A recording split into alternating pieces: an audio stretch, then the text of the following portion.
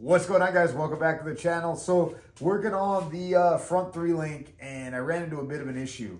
So the 350 swap I did a couple years ago, I ended up using some universal motor mounts, and they are living right where the upper link needs to be. So I'm gonna end up switching over from these universal mounts because they are super big. They're an old school style. They use these big 1.5-inch pucks. I mean, like, it's just massive. So I've got some motor mounts that I got from M.O.R.E off-road, and they call them their bomb-proof motor mounts. They're made to put a 350 into a YJ. They actually have locator pins, everything, so you could actually just pop those into the frame, weld it in, and it's done. So it locates the motor and everything for you, which is kind of cool. Kind of anxious to see how my extensive measuring went and how close I am to what M.O.R.E considers perfect for placement on this motor. I'll put the link down below for these motor mounts if you're wondering about them, or you're starting this build. They're a bit pricey. They were $350, but I will tell you that after doing a bunch of these 350 swaps and these YJs, I definitely like the way that these mounts are, especially if it's something that you're going to build up later. You want to link it later, or you want to do something more. These mounts from M.O.R.E have the ability to raise the motor another inch if you do like a body lift. They are up pretty tight. They're pretty low profile, and especially in comparison to those massive universal ones. So it's just, it sucks to spend a little bit more, and that's kind of where I was when I was doing this swap. I was like, man, I don't want to spend another $350 on motor mounts. I'll get these for, I think I paid like $75 for them. So it was kind of one of those like, nah, I'll do some extra measuring. I'll get the motor located. I'll figure it out. It'll be fine. And now here I am linking the front end, and they are in the way. So not a huge deal. I'm going to get this motor jacked up, and we're going to go ahead and cut these out, and I'll pop these new ones in and weld them in.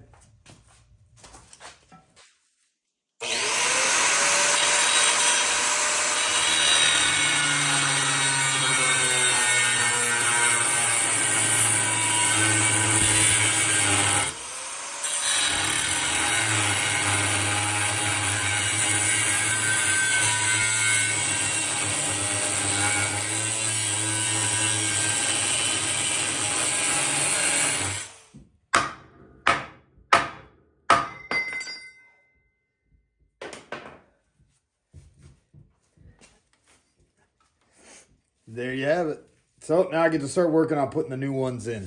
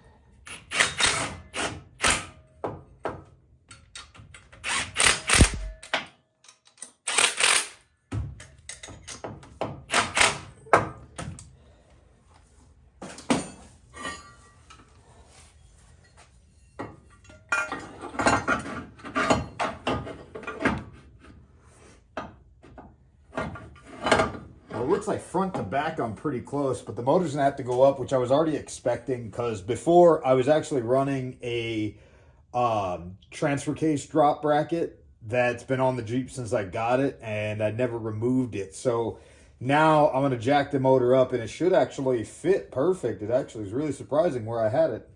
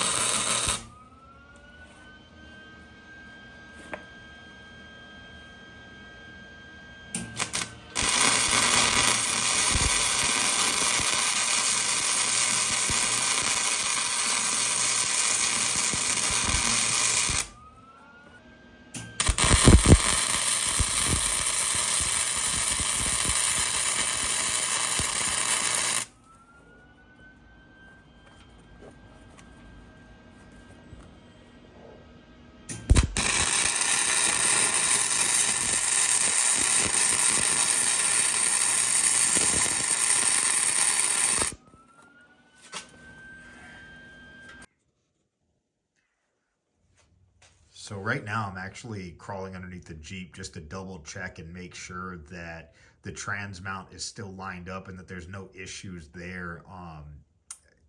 The way that these mounts are made is, I kind of said it in the beginning of the video, they're made to put the motor in a specific location that M.O.R.E has come up with as what they consider to be the perfect position. I had to move the motor forward just a little bit from where I already had it. So I'm just under there making sure that there's still room for adjustment and that there's no issues with anything under there. You know, worst case is you could always drill new holes, but the slots are pretty long, and I think I'm going to be okay. So that's what I'm just kind of checking that before I finish burning these in.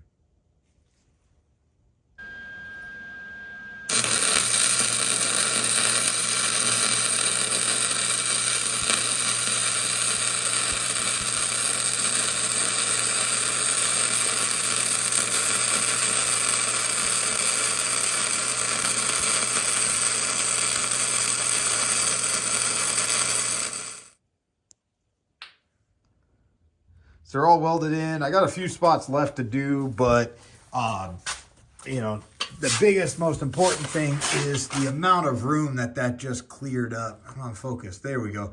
So you can see where that mount was, and that, you know, that thing is miles higher than the other one. It cleared up so much room for that upper link that I need. So I'm not gonna have any issues 3-linking this now. I might even have room now that I'm regretting not maybe thinking about a 4-link. So who knows? Maybe I might change my mind and 4-link this. We'll see. Well, that's it for this video, guys. Mission accomplished. I created a ton of room with those mounts to make space for those upper links. I don't even think there's any chance that I'm going to have to notch them, which is super exciting. The amount of space that I have, I'm just kind of shocked by, kind of leaning almost back towards thinking about doing a 4-link, but maybe I'll just finish up the 3 links that I have all the supplies for it. We'll see what happens. So keep an eye out for that next video. I'm going to get started on the 3-link here in the next week and try to start putting that together for you guys. So I'll go through all the steps for building your front 3-link. Until then, guys, hopefully you'll like, subscribe, comments down below, any suggestions. You know, if you have any questions, you can always leave them down below too. Everything kind of came together really well, and I'm really excited about these mounts. Made everything really, really simple. So take it easy, guys.